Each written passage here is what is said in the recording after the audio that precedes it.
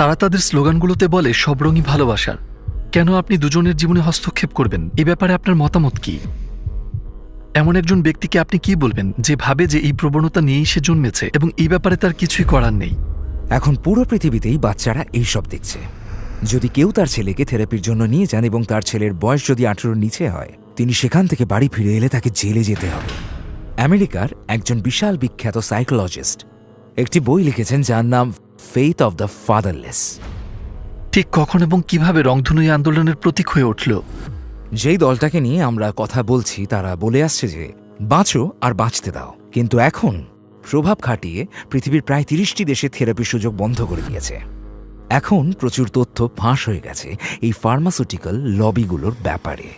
এখানে আমরা পৃথিবী জুড়ে $ট্রিলিয়ন না হলেও অন্তত বিলিয়ন ডলার্সের কথা বলছি। তো এখন আমরা তাদের জিজ্ঞেস করি, কেন তোমরা বাঁচো এবং বাঁচতে দাও থিওরি ফলো করছো না?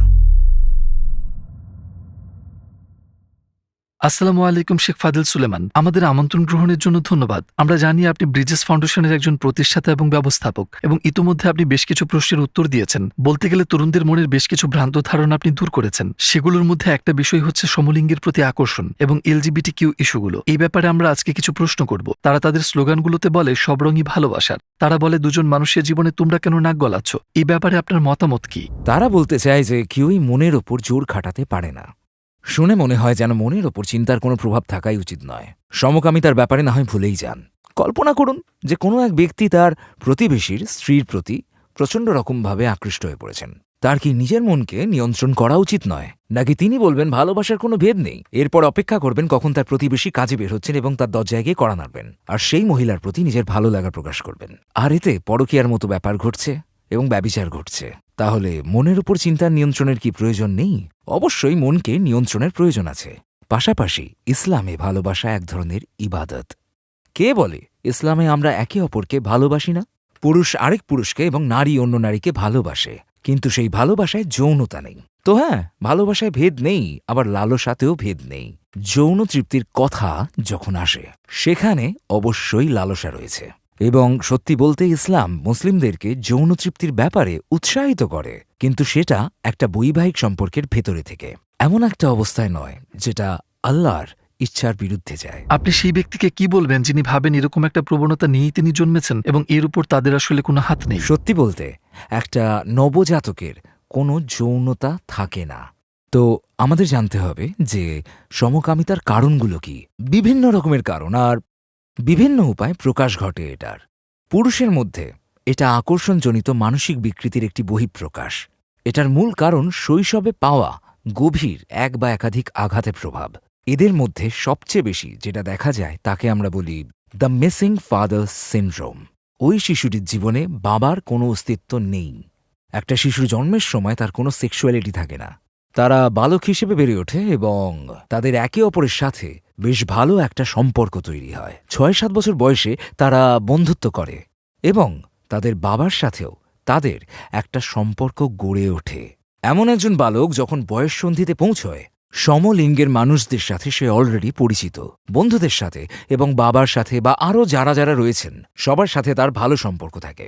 সে যখন বয়ঃসন্ধিতে পৌঁছয় তখন বিপরীত লিঙ্গের সাথে সম্পর্ক তৈরিতে আগ্রহ বোধ করে, কিন্তু যদি বয়ঃসন্ধিতে পা রাখে এবং এর আগে যদি সে কখনো সমলিঙ্গের সাথে পরিচিত না থাকে তাহলে সে অবশ্যই বিপদে আছে। কিন্তু মেয়েদের ক্ষেত্রে বিষয়টি ভিন্ন।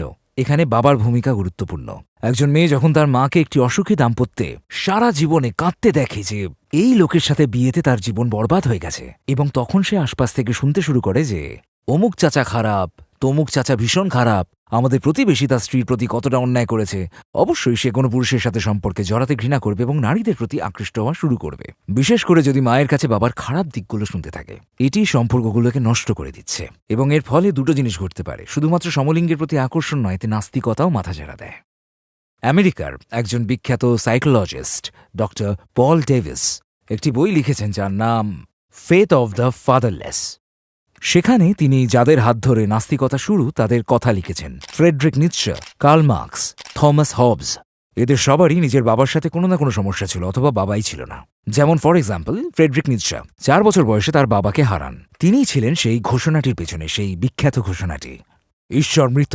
পল ডেভিস বলেন যে তিনি আসলে ঈশ্বরের মৃত্যু ঘোষণা করেননি, তিনি নিজের পিতার মৃত্যু ঘোষণা করেছেন। এবং যদিও তিনি কট্টর নাস্তিকদের মধ্যে একজন ছিলেন, কিন্তু তিনি ইউবেরম্যানসের ধারণা প্রবর্তন করেছিলেন। ইউবেরম্যানস হল জার্মান ভাষায় সুপারম্যান, যে কিনা উড়তে পারে, এক ধাক্কায় পাহাড় সরিয়ে দেয় এবং বিল্ডিংগুলোর মধ্যে দিয়ে যেতে পারে। এটা কিন্তু নাস্তিকতার সাথে সাংঘর্ষিক, কেননা অতি প্রাকৃতিক যে কোনো কিছুই নাস্তিকতার বিপরীত। কিন্তু এক্ষেত্রে যেটা ঘটেছে তা হল 4 বছর বয়সে তিনি তার বাবাকে হারান, যে বয়সে সব বাবাই তার সন্তানদের কাছে সুপারম্যান হয়ে থাকে। বাবা সকালে ঘর থেকে বের হন এবং রাতে টাকা পয়সা নিয়ে ফিরে আসেন। সে কিভাবে তার বাবা সুপারম্যান সে জানেই না যে বাবা কিভাবে টাকা উপার্জন করছে। এবং যতই সেই শিশু বেড়ে উঠতে থাকে, তার চোখে তার বাবা ততটাই সাধারণ হয়ে ওঠেন। কিন্তু তিনি এমন একটা বয়সে তার বাবাকে হারিয়েছেন যখন তার চোখে বাবা সুপারম্যান ছিলেন।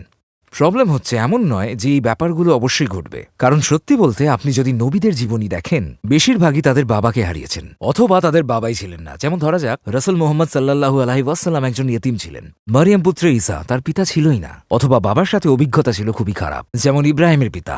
তো ব্যাপারটা এমন নয় যে কেউ যদি তার বাবাকে হারান কিংবা একজন নীতিভ্রষ্ট বাবা পেয়ে থাকেন, এই সমস্ত প্রবলেম তার ক্ষেত্রে ঘটবে। কারণ আমি চাই না লোকে এই ভিডিওটি দেখে নিজেদেরকে নিয়ে অনিশ্চয়তায় ভুগুক, না, এটা আবশ্যক নয়। তবে সেই ক্ষেত্রে শিশুর জীবনে অবশ্যই কোনো পুরুষ ব্যক্তিত্ব থাকবেন, একজন দাদা কিংবা চাচা। এই প্রসঙ্গে আমার মনে আছে, সম্প্রতি এক বোন এসেছিলেন আমার কাছে। আমাকে বললেন আমার স্বামী মারা গেছেন এবং আমার 4টি সন্তান আছে। সন্তানদের দিকে তাকিয়ে আমি আর বিয়ে না করার সিদ্ধান্ত নিয়েছি। আমি বললাম, না বোন, সন্তানদের দিকে তাকিয়েই বিয়ে করুন, কিন্তু এমন একজন স্বামীকে বেছে নিন যিনি রাসূল সাল্লাল্লাহু আলাইহি ওয়াসাল্লামের মতো একজন বিকল্প বাবা হয়ে উঠবেন। রাসূল মুহাম্মদ সাল্লাল্লাহু আলাইহি ওয়াসাল্লাম ছিলেন 13টি শিশুর বিকল্প পিতা। সেই শিশুগুলো ছিল ওনার স্ত্রীদের। আর এই কারণেই আমরা মানুষকে বলি, যখন তুমি রাসূল সাল্লাল্লাহু ওয়াসাল্লামের সিরাত পড়বে, সেটাকে গভীর ভাবনা এবং মনোযোগের সাথে পড়বে। তো যখন রাসূল সাল্লাল্লাহু ওয়াসাল্লাম আল হাসান এবং হোসেনকে পিঠে তুলে নিচ্ছিলেন এবং মজার ছলে বলছিলেন, ইয়ামাল জামা জামালুকুমা, তোমরা কত সুন্দর একটা উট পেয়েছ, তিনি তার সময় নষ্ট করছিলেন না, বরং তিনি আমাদের শেখাচ্ছিলেন যে কোয়ালিটি টাইম বলতে কি বোঝায়। এই সময়টাতে আপনি অভিভাবক নন, আপনি তাদের শেখাচ্ছেন না, আপনি তাদের বকছেন না, অথবা কি করবে না করবে সেটা বলে দিচ্ছেন না। আপনি তখন তাদের মতোই একজন শিশু, তাদের ভাষাতেই কথা বলছেন।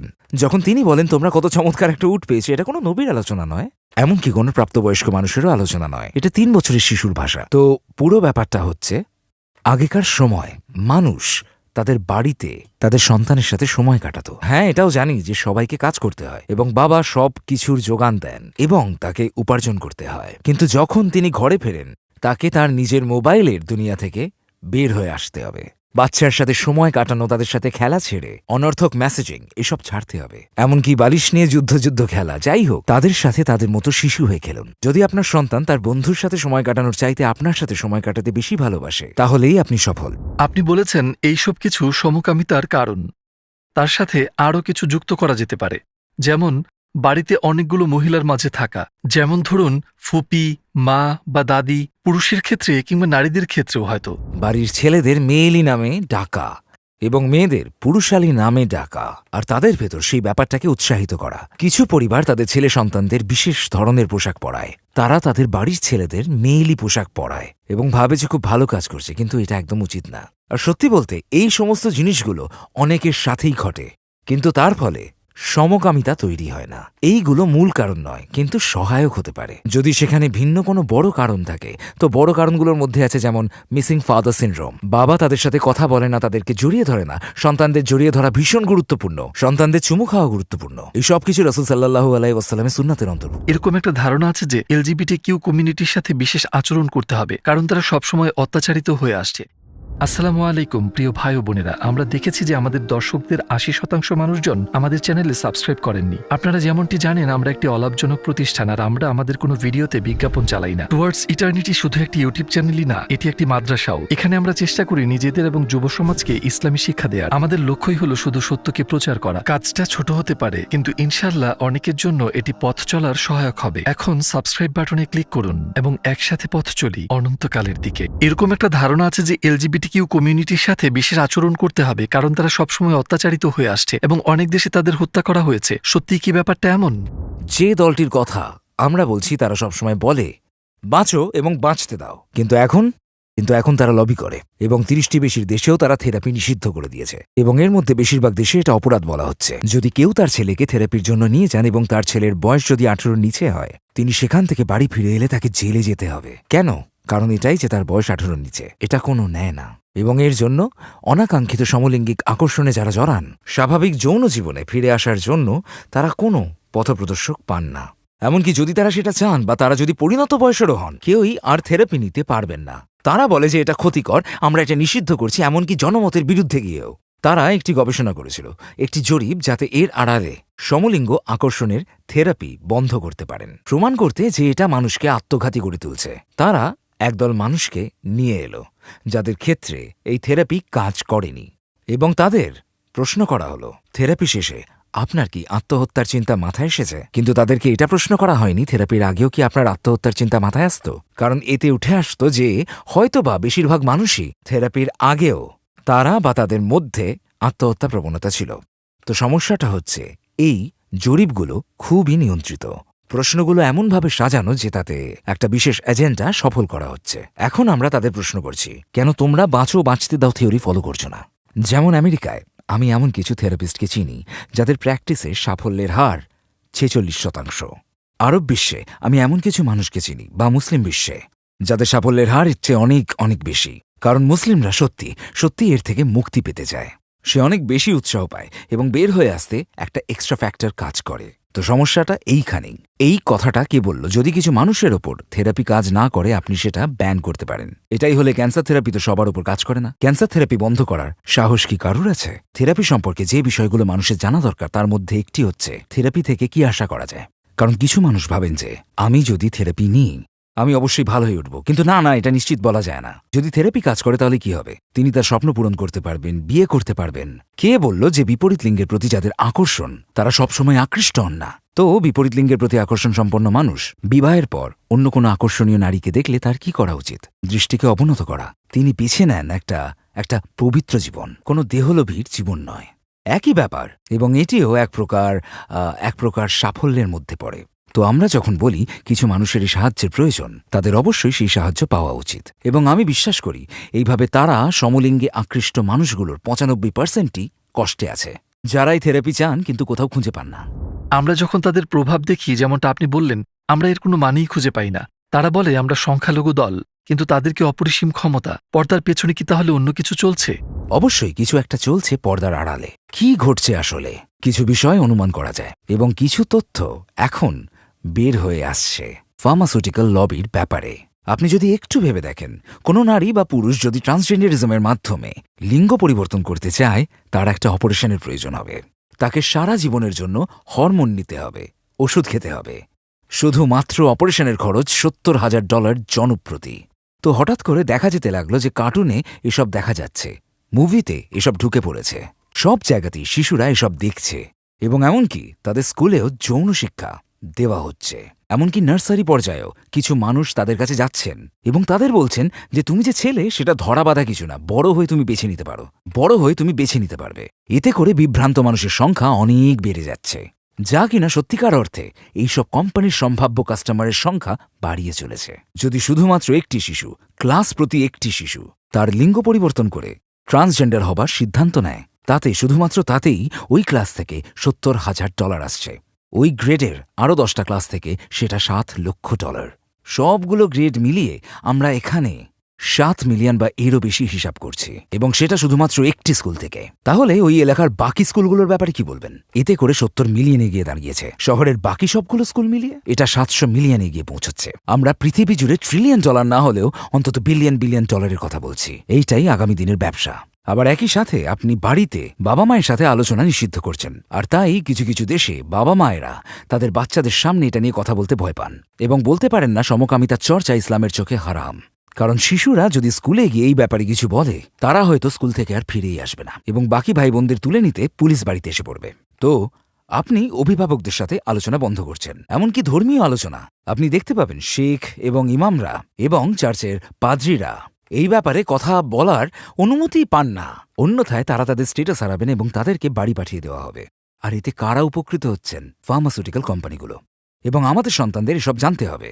কারণ এইভাবেই তারা গঠনমূলক চিন্তা করতে শিখবে, যাতে স্কুল কেন তাদের সাথে এমন করছে সেটা তারা বুঝতে পারবে। আমাদের শিশুরা সেসব বুঝতে পারবে এবং সতর্ক হবে। পরবর্তীতে যখন স্কুলে এমন কিছু শুনবে, তখন তারা এই সমস্ত জিনিসে, এই সমস্ত বিষয় কান দেবেন না, এবং আমরা চাই না তার কথাগুলো কান দিক। আমার কাছে স্কটল্যান্ডের 3য় শ্রেণীর কারিকুলাম আছে, এবং তা দেখে আমি ভীষণ আশ্চর্য হয়েছি যে 3য় শ্রেণীর শিশুদের তারা বলছে দুজন পুরুষের মধ্যে বা দুজন নারীর মধ্যে যৌন সম্পর্ক হতে পারে, এবং আল্লাহকে ধন্যবাদ যে তারা এটা ভুলে যায়নি, আবার যে সব দুজন নারী পুরুষের মধ্যেও হতে পারে। ব্যাপারটা এমন দাঁড়াচ্ছে যে অস্বাভাবিক জিনিসটাকে আগে দেখানো হচ্ছে যেন এটাই স্বাভাবিক নিয়ম। শেষবার আমি যখন ব্যাংকে যাই, আমি প্রায় সব জায়গায় দেখেছি, এমনকি এটিএম মেশিনের ওপরেও রংধনু এবং এতে লেখা আমরা এলজিবিটি সমর্থন করি ইত্যাদি। তো আমি টেলারকে ডেকে প্রশ্ন করলাম যে আমি যদি আপনাকে বলি যে আমি এই আন্দোলনেরই একজন, তো আপনি আমাকে কিভাবে সাহায্য করবেন? তিনি জাস্ট নিরাশভাবে কাঁধ ঝাঁকালেন। না প্লিজ আপনি বলুন আমাকে, আমি চাই আপনি বলুন, আমি দেখতে চাই আমি কিভাবে সাহায্য পাচ্ছি। আপনি কি আমাকে একটা ভালো রেট দেবেন বা আমার সেভিংসে কোনো সুবিধা? তিনি না বললেন। তবে কিভাবে আপনি তাদের সাপোর্ট করছেন? কেন আপনি নিজেকে আপনার কাস্টমারদের বেডরুমের গল্পে জড়িয়ে ফেলছেন? তো এটা সত্যি অদ্ভুত, কিন্তু আল্লাহর শুকরিয়া যে আজ পর্যন্ত ইউকেতে থেরাপি নিষিদ্ধ হয়নি। কেন এবং কিভাবে রংধনু এই আন্দোলনের একটা প্রতীক হয়ে উঠল? এটা ভীষণ ভীষণ ভীষণ গুরুত্বপূর্ণ একটা পয়েন্ট। কারণ আমি যেটা বলছিলাম যে তারা খুব চতুর এবং প্রফেশনাল, এবং তারা প্রকৃতির সবচেয়ে সুন্দর রঙের মিশেলকে তাদের স্লোগান করে নিয়েছে। কিন্তু সমস্যাটা আমাদের ভেতরে। আমরা যারা সেই স্লোগানটাকে দ্রুত ছড়াতে দিয়েছি। অনেকটা এটা তাদেরকে ডোনেট করে দেওয়ার মতো, এবং এটা ভালো কিছু নয়। এবং নাস্তিকতার বিষয়, এটা উল্টে আমাদেরই ক্ষতি করবে। কারণ আপনি যখন আপনার ছেলেকে বলবেন, যখন সে একটা রংধনু আঁকা টি শার্ট কিনতে চায় বা রংধনু আঁকা লাঞ্চ বক্স, তখন না বলে আপনি বললেন হারাম, তাহলে আপনি তাকে ঠিক কি বার্তা দিচ্ছেন? আপনি তাকে পরোক্ষভাবে বোঝাচ্ছেন আল্লাহ সৌন্দর্যকে ঘৃণা করেন। আর এই জিনিসটা সেই শিশুর মনে আল্লাহ বিরোধী বা ধর্মবিরোধী কমপ্লেক্সিটি তৈরি করবে।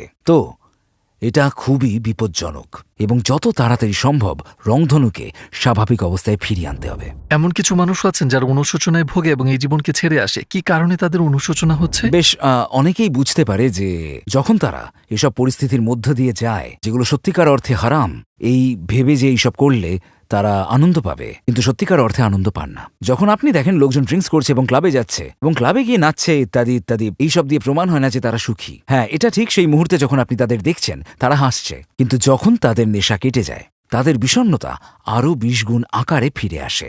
একই ব্যাপার সেই সব মানুষ যারা এমন কিছু যৌন কর্মকাণ্ড করে, মানে যেগুলো কিনা একদমই নন ইসলামিক, সেটা সমকামিতা হোক বা না হোক, তারা এইভাবে করেন যে এইসব তাদের সাহায্য করবে, কিন্তু আসলে সেটা করে না।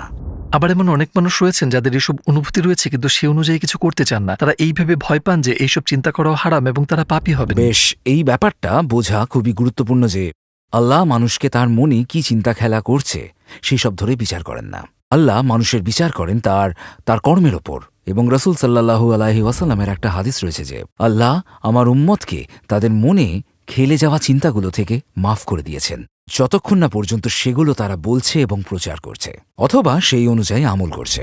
তাই যদি কেউ সমলিঙ্গের প্রতি আকৃষ্ট হয়, তাকে এটা বুঝতে হবে যে এই জীবনে এটাই তার পরীক্ষা। জীবনে আল্লাহর সাহায্য চাও এই পরীক্ষায় সফল হতে এবং উত্তীর্ণ হতে, এবং অনেক সাপোর্ট গ্রুপও রয়েছে। তো মানুষকে এটা বুঝতে হবে যে সমলিঙ্গের প্রতি আকর্ষণ এবং বিপরীত লিঙ্গের প্রতি আকর্ষণ, যা কিনা স্বাভাবিক, দুটোই কিন্তু পরীক্ষা, এবং দুটোই মানুষকে হয় জান্নাতে না হয় জাহান্নামে নিয়ে যেতে পারে। বিপরীত লিঙ্গের প্রতি আকর্ষণ যেটা স্বাভাবিক, সেটা যদি বৈবাহিক সম্পর্কের বাইরে গিয়ে চর্চা করা হয়, ব্যভিচার কিংবা পরকীয়ার মাধ্যমে, সেটা যে কোনো ব্যক্তিকে জাহান্নামের আগুনে নিক্ষেপ করবে। তাই মানুষকে এটা জানতে হবে যে এখানেই পৃথিবী ধ্বংস হয়ে যাচ্ছে না।